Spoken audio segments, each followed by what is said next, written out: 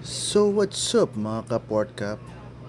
So andito po tayo ngayon guys sa DB Mart sa may Recto, Manila.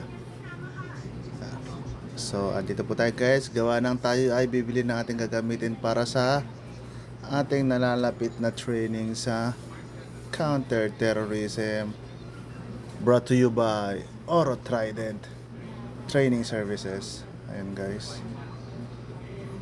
So ayun guys, naglalakad na mga person. So shout out kay Best Man. At kasama na natin po rin si Falcon. Ayun guys, naglalakad na si Falcon guys. Okay. So shout out sa napakabait na si Kuya ng Piamonte Printing. At very accommodating po guys. Lahat po ng kailangan natin ay pre-provide po ni Kuya. So shout out sa iyo Kuya, at napakabait mo. Marami kang customer na natutuwa sa iyong serbisyo. So ipagpatuloy mo yan Kuya. So shout out sa Piamonte Printing. Napakahusay guys, napakagaling at napakabait po na kanilang mga staff.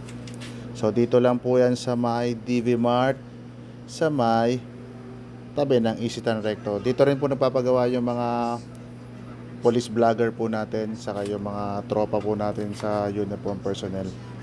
So yan, madali lang naman siya makita guys.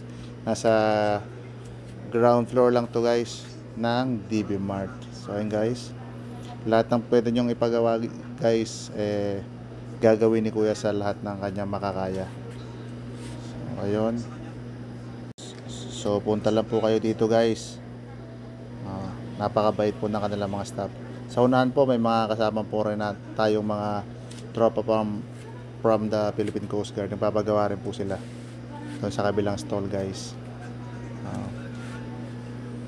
So sa lahat pa nang di pa nakapag-follow, paki-follow po ang Port Cup TV at ang aking YouTube channel na Port Cup.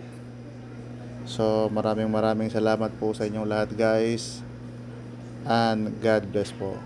So hanggang sa muli, ito po ang inyong El Capitan Port Cup TV na handang tumulong sa ngalan ng serbisyo.